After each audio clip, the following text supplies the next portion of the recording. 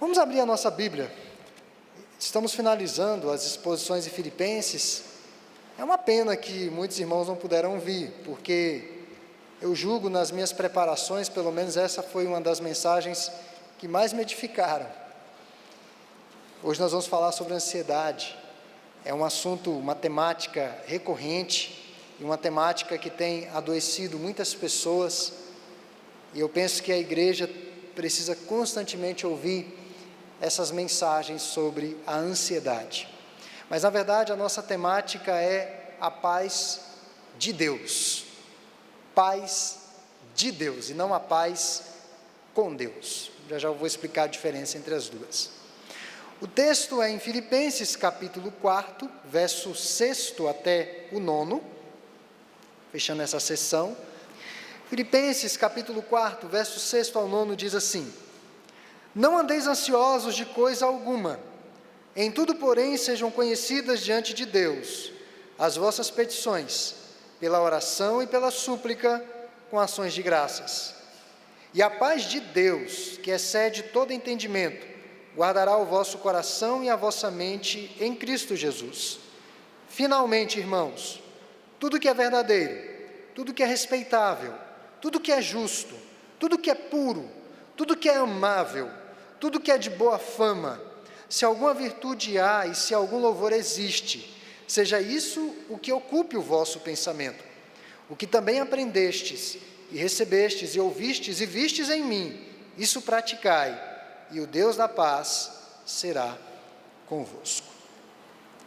A pergunta que eu quero fazer no início desse sermão, para todos nós: você conhece alguma pessoa ansiosa? Pelo menos uma?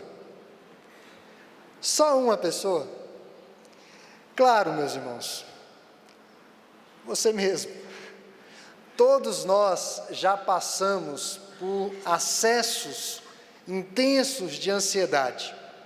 Ninguém está isento das inquietações desta vida. E como veremos nessa sessão de Filipenses, até mesmo os cristãos podem sofrer de medo e de ansiedade. Até mesmo a gente que é crente. A ansiedade em si, vale esclarecer aqui, a ansiedade em si não é pecado, mas o viver ansioso é pecado. Às vezes a ansiedade é até necessária para impulsionar, para que a pessoa saia do lugar, saia da zona de conforto. Há uma ansiedade que nós não podemos negar, que é resultante de problemas físicos. Essa semana eu tive que conversar com uma mulher que eu percebia claramente que a ansiedade que ela sentia era, de certa forma, causava e também se intensificava com os problemas físicos. Ela precisava tratar do físico para depois tratar da ansiedade. Há pessoas que têm essa índole ansiosa, infelizmente, mas boa parte da nossa ansiedade tem um fundo espiritual. É o que Jesus fala no Evangelho de Mateus. No fundo, a ansiedade é a falta de confiança, de descanso e de deixar o futuro efetivamente nas mãos de Deus, que Deus cuide do futuro. Aos que o seguem, Jesus prometeu o seguinte, João 14, 27, Deixo-vos a paz, a minha paz vos dou, não vou lá dou como a dá o mundo, não se turbe o vosso coração, nem se atemorize. Ora, meus irmãos, Jesus declarou essas reconfortantes palavras na noite mais difícil da sua vida, especificamente na noite que precedeu a sua crucificação. Foi exatamente nesse período que Jesus proferiu essas palavras. É interessante que 7 vezes no Novo Testamento, o nosso Deus é chamado de Deus ou Senhor da paz. E a boa notícia que eu tenho para todos nós aqui, é que a paz pode ser a experiência constante na vida de cada cristão, mesmo em meio às tribulações mais difíceis. A paz pode ser uma constante nas nossas vidas. E aqui vale um esclarecimento. A paz de Deus é diferente da paz com Deus. É diferente. A paz com Deus não é resultado da minha oração, mas é resultado de que Deus não está mais em guerra comigo. Isso é paz com Deus. É o estado de justificação em que Deus não me considera mais culpado, porque Deus justificou-me de todos os meus pecados. Deus me considera justo em Cristo Jesus. Essa é a paz com Deus. A paz com Deus não está associada à sensação, a sentimentos. O meu coração pode estar muito aflito, mas não perco a paz com Deus. Não é essa paz que eu quero falar hoje à noite, até porque nós já falamos na parte doutrinária da epístola. Mas eu quero falar essa noite da paz de Deus. Essa paz é diferente da paz com Deus. A paz de Deus, sim, é um sentimento, é perceber a paz de Deus nas nossas vidas. O que Paulo fala aqui é uma sensação de calmaria no coração, mesmo que a tempestade esteja batendo forte lá fora. A paz de Deus guardará, Paulo usa essa expressão, é exatamente a figura de um vigilante montado guarda na porta do coração, para não permitir que a ansiedade entre na mente e no próprio coração. É uma paz que Paulo diz que excede a todo o entendimento. É uma paz, portanto, percebida.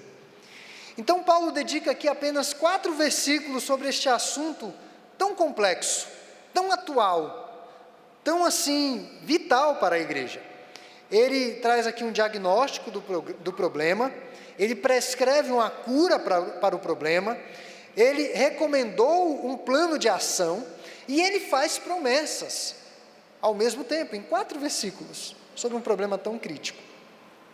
As palavras de Paulo têm sido uma fonte de grande encorajamento para todos os que estão propensos a deixar seus medos e as ansiedades assumirem o controle de suas vidas. E é um tema, como eu falei, infelizmente, a maioria da igreja não vai acessar ao vivo. Mas a nossa temática é vivendo a paz de Deus. Eu quero falar sobre algumas orientações para não vivermos ansiosos. A primeira delas é identificar o problema. É preciso reconhecer os focos de ansiedade, os focos de preocupação, aquilo que tem tirado a nossa paz, aquilo que tem tirado o nosso sossego. No verso 6, Paulo diz assim: não andeis ansiosos de coisa alguma. No Sermão do Monte, Jesus deixou claro que a ansiedade provém da falta de fé. A origem da ansiedade é falta de fé e foco errado nas coisas deste mundo, ao invés de focar em Deus. É o que ele fala em Mateus 6, 30 e 33. A palavra ansiedade, aqui no grego, significa literalmente estar preocupado ou inquietar-se. É uma palavra grega que na verdade é uma combinação de 2 palavras. É merizo, que é mente, e nous, que significa dividir. Merizo, mente, e nous, dividir. Significa ter uma mente dividida uma mente dividida entre pensamentos legítimos e pensamentos destrutivos. É uma mente que está dividida. Não existe uma coesão mental. Esse é o significado literal da palavra ansiedade. Portanto, é um transtorno emocional. Quando ela se instala, ela vai desencadear num transtorno. Por isso que a ansiedade traz uma série de somatizações físicas, quando ela está instalada e está muito elevada. Tem gente que perde o ar, tem gente que perde o apetite, tem gente que perde o sono, tem gente que dorme demais, tem gente que não quer ver gente, porque é uma mente que está dividida, não há coesão mental. O comentarista bíblico Jeremias apresentou um estudo muito relevante sobre a ansiedade e a preocupação. Percebam, segundo ele, 40% das coisas que as pessoas se preocupam, 40% nunca se realizam, nunca acontecem. 30% das preocupações estão relacionadas a assuntos passados que não foram bem resolvidos e que agora afligem essa pessoa. Perceba que a ansiedade não é só em relação ao futuro, mas um grande peso, situações pretéritas que trazem desassossego. 10% tem a ver com a ansiedade sobre a saúde, embora não haja doença, exceto na imaginação. Tem pessoas que sentem uma dor, já tem pensamentos terríveis. Eu estou com câncer, eu estou com um problema sério de saúde, e aquela ansiedade toma conta do seu coração. 10% é preocupar-se com amigos ou vizinhos, mesmo que na maioria dos casos não há razão nenhuma para a ansiedade. A pessoa está sempre preocupada com pessoas que estão próximas a ela. E apenas 8%, foi o que o Jeremias observou, 8% das preocupações parecem ter alguma base na realidade. 8% das nossas preocupações podem ser reais. Veja que é uma coisa da cabeça, é uma coisa da mente, é algo do coração, e é isso que nós vamos falar hoje aqui. O que isso significa, meus irmãos, é que a maioria das coisas com as quais nós nos preocupamos nunca efetivamente acontecem.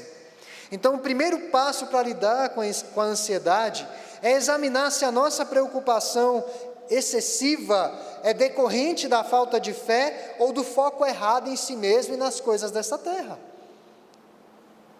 A ansiedade, como eu falei, afeta o sono, a saúde, a alimentação, o lazer, o peso, a convivência social e daí por diante. A pessoa ansiosa fica apenas concentrada no tema que gera ansiedade. Ela só fala sobre aquilo.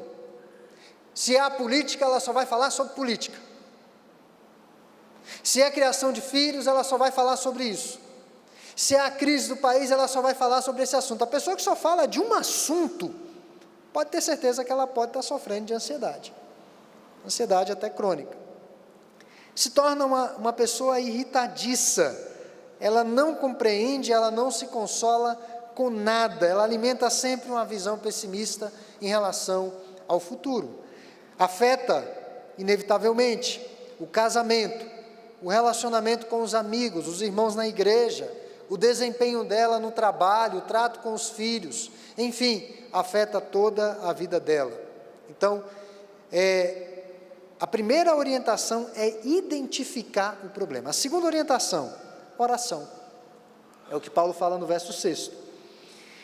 Em tudo, porém, sejam conhecidas diante de Deus as vossas petições, pela oração e pela súplica, com ações de graças. Como lidar com a ansiedade? Qual o remédio? Oração. Não devemos nos preocupar excessivamente, mas orar. Preocupar-se ou orar? Não tem como ser as duas coisas ao mesmo tempo. A pessoa que está se preocupando demais, ela está orando pouco, ela precisa orar mais, precisa buscar mais a Deus.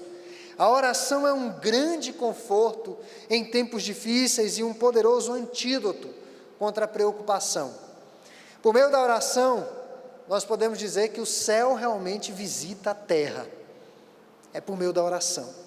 No entanto, o chamado de Paulo à oração não significa que quando nós orarmos, todas as coisas com as quais nos preocupamos serão transformadas e que os problemas desaparecerão. Não significa isso. Paulo não está falando nada disso aqui. Ele fala, sejam conhecidas diante de Deus, pela oração, pela súplica e pelas ações de graças, aquilo que está afligindo o vosso coração. A oração nem sempre muda a situação ou torna as coisas melhores. Não existe poder de oração. Isso aí é um engodo evangélico. Não existe poder na oração. Existe poder no Deus da oração. E esse meio de graça sempre nos transforma e nos torna melhores. Nos dá condições para que possamos superar a situação difícil. Portanto, o remédio para a inquietação é a oração. Hoje está em moda as pessoas fazerem meditação. Certamente quem trabalha em órgãos públicos, ou tem outros trabalhos, ou na escola, faculdade, sei lá qual é o local que os irmãos estão trabalhando. Está muito em moda a meditação. A pessoa precisa cuidar da alma. Como que ela vai cuidar da alma? Meditando.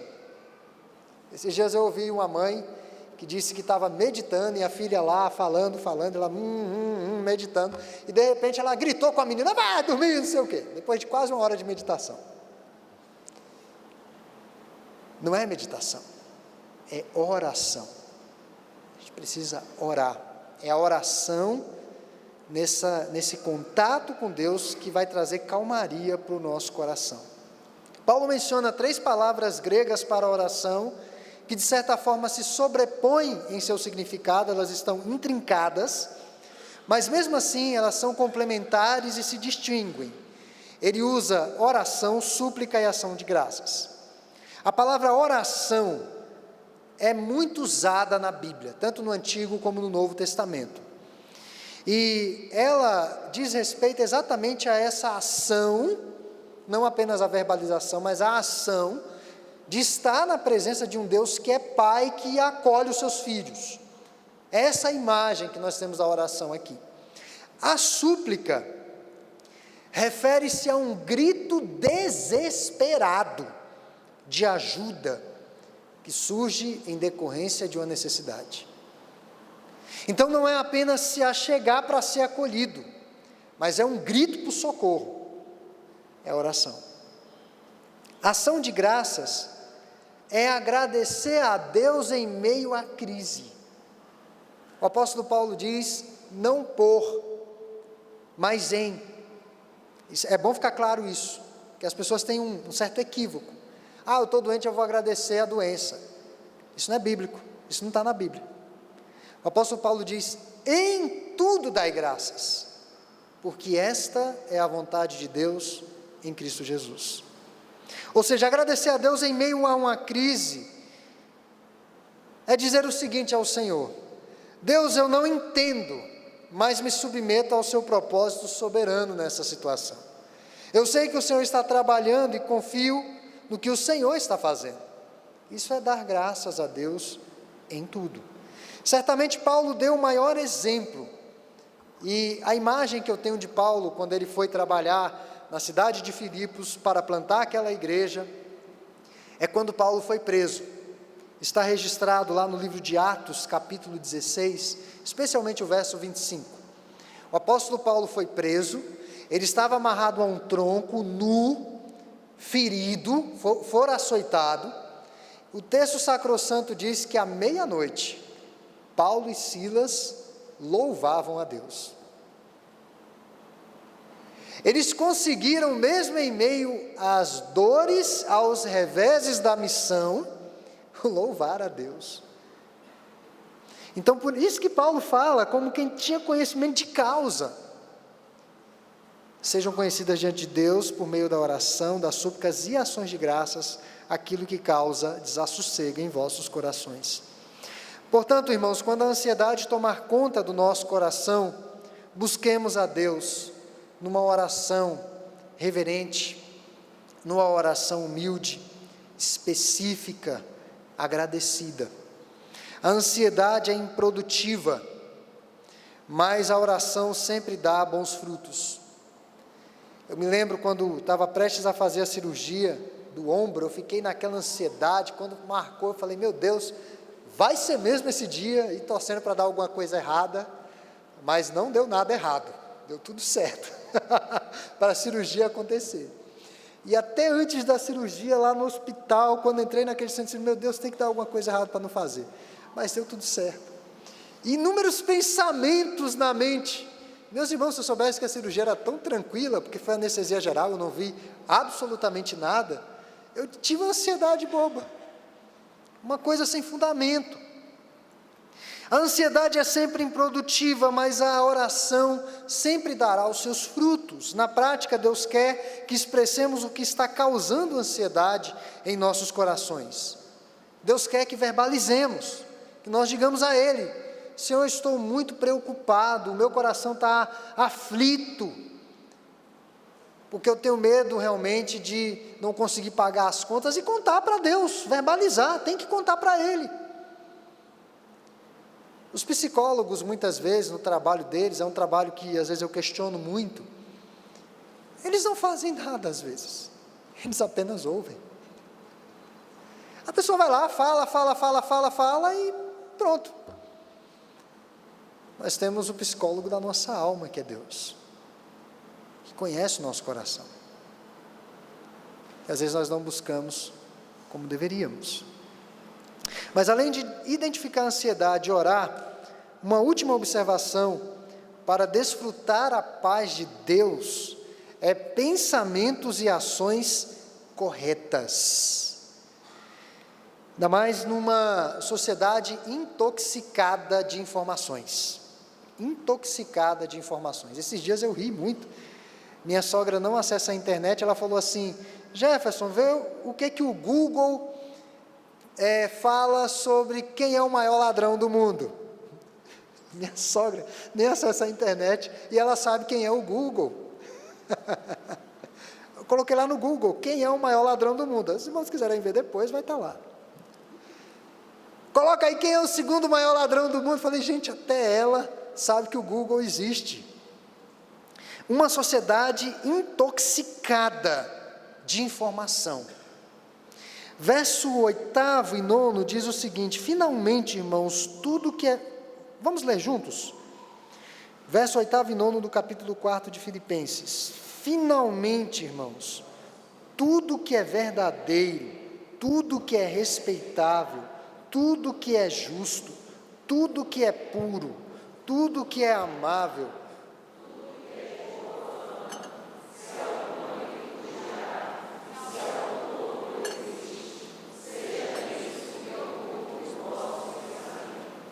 o que também aprendestes e recebestes e ouvistes e vistes em mim, isso praticai, e o Deus da paz será convosco. Todos os dias, diariamente, milhões de pensamentos cruzam as nossas mentes. Para os irmãos terem ideia,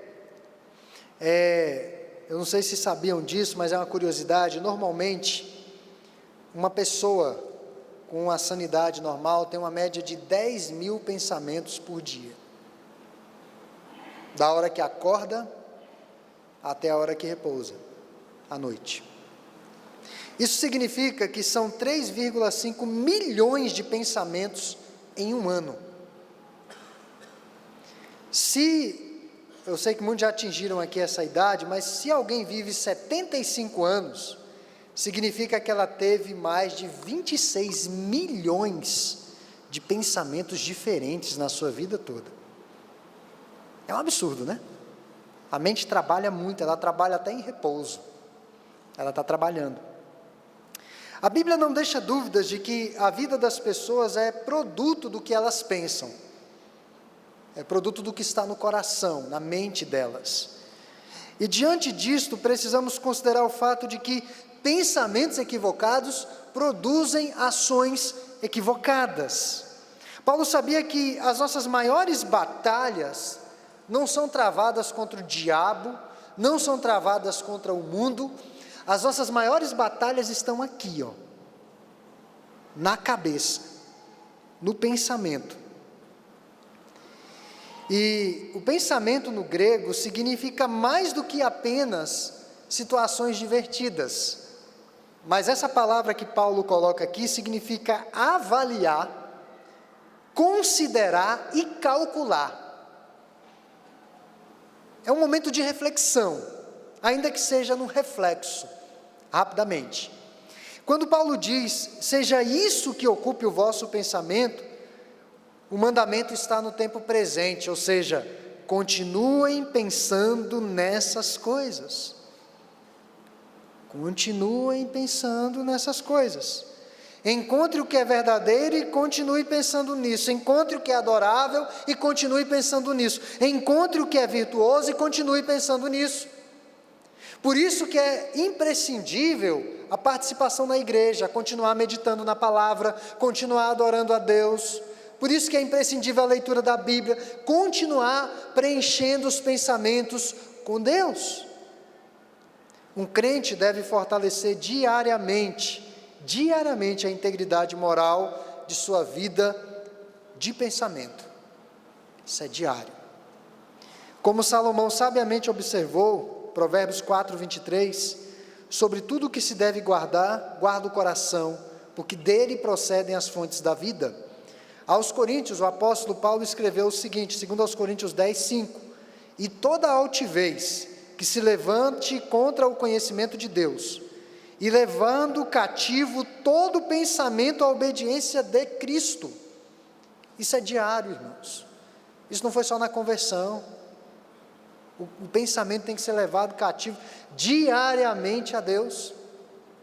Por que às vezes na igreja, pessoas que eram tão piedosas, decaem na piedade? Porque elas deixaram de saturar a mente com a palavra. Se ocuparmos as nossas mentes com imagens, sons, notícias e sentimentos que estão em desacordo com a palavra de Deus, fatalmente estaremos ansiosos. Pode ter certeza disso. Assista aqueles noticiários das 18, das 19, de segunda a sexta. Você não vai conseguir entrar num carro com paz. Os absurdos que acontecem. O nosso pensamento tem que ser preenchido com coisas boas, com a palavra de Deus. E eu não estou falando aqui de pensamento positivo. Não estou falando dessa falácia. Eu estou falando de Bíblia no coração. O reverendo Augustus Nicodemos, eu até contei isso recentemente aqui, ele compartilhou numa palestra sobre pornografia, que quando ele era não crente, ainda jovem, acessava muita pornografia. E ele disse, olha, nunca vou me esquecer daquelas imagens, porque elas entraram na minha mente. Eu luto contra aquilo diariamente. Então, se eu estou preenchendo a minha mente com imagens, sons, notícias, filosofias que não são de Deus, pode ter certeza que isso vai refletir no meu comportamento. Aí nós vemos os absurdos na igreja, os chamados crentes progressistas, que pregam que deve haver união homoafetiva, por exemplo. Os chamados pastores realizando união homoafetiva e dizendo que isso é bíblico, porque a mente está sendo preenchida com aquilo que não está de acordo com a palavra de Deus. Portanto, por outro lado, se focarmos a nossa mente naquilo que é respeitável, justo, puro, amável, de boa fama, verdadeiro, e que tenha algum louvor, a nossa mente vai reagir a isso. Pode ter certeza que a mente vai reagir. As nossas emoções são produto do que está na mente. Pode ter certeza disso. Imagine como está a mente das pessoas que passam longas horas à mercê de uma TV, tomadas por séries, gente que vive assistindo séries demais, não tem problema assistir, desde que tenha um controle, e é um negócio que vicia. Gente que vive no ambiente ácido das mídias sociais, entra naquelas discussões, às vezes eu entro em algumas lá, mas eu peço graça de Deus para me tirar da cilada. Jogos eletrônicos, tanto que teve um tempo aí que algumas pessoas que estavam jogando tanto, estavam até matando gente na rua, porque matava tanta gente no videogame que parecia normal matar gente na vida real. Pornografia, eu não poderia deixar de falar disso. Gente que enche a cabeça de pornografia. Então, meus irmãos, isso não vai trazer edificação, isso não vai trazer crescimento, pode ter certeza que não. Isso vai trazer ansiedade, vai produzir ansiedade. Os médicos têm dado, eu que estou com um filho pequeno em casa, eles têm estado muito preocupados com crianças e telas, bebês e telas. Já viram que os bebês ficam hipnotizados com as telas? Seja de celular, seja de tablet, seja de TV, eles ficam hipnotizados. Se for desenho, aí que eles ficam hipnotizados. Eles estão muito preocupados, porque essas crianças acabam se tornando muito apáticas em relação ao ambiente. E eles não recomendam que crianças ou bebês tenham acesso às telas abaixo dos 2 anos e meio. 2 anos e meio. Porque aí a criança já começou a articular a fala, a interagir. Abaixo de 2 anos e meio pode dar retardo na fala da criança, pode dar problema. Então, essa interação social pode sofrer prejuízos, mas é tão cômodo, né? O menino está chato, você liga com a tela lá, ele fica lá horas e horas, você vai fazer suas coisas tranquilo. Mas eu quero chamar a atenção dos irmãos para aquilo que preenche o nosso pensamento. O que está ocupando o nosso pensamento? E Paulo diz finalmente: o que aprendestes de mim, isso praticai.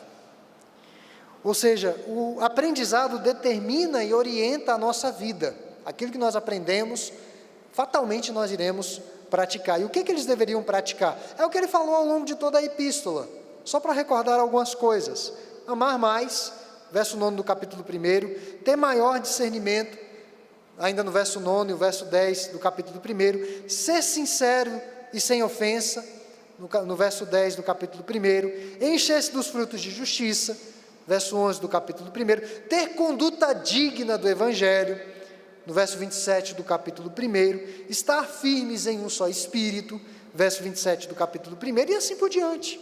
É o que Paulo vem falando. O que vocês estão aprendendo de mim, isso praticai efetivamente. E eu quero concluir, irmãos, que essas são algumas orientações para que nós desfrutemos da paz de Deus em nossas vidas. Primeiro, identificar o problema, reconhecer que nós somos ansiosos. É preciso admitir que somos ansiosos. Segundo, oração.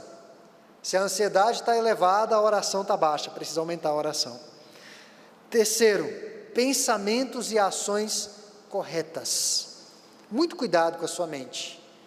A gente deve guardar a mente nesses dias maus. A Bíblia fala: não vos enganeis, as más conversações corrompem os bons costumes. As más conversações mexem com a mente, com o coração. Os médicos e conselheiros de plantão nos darão uma série de orientações para que nós evitemos a ansiedade.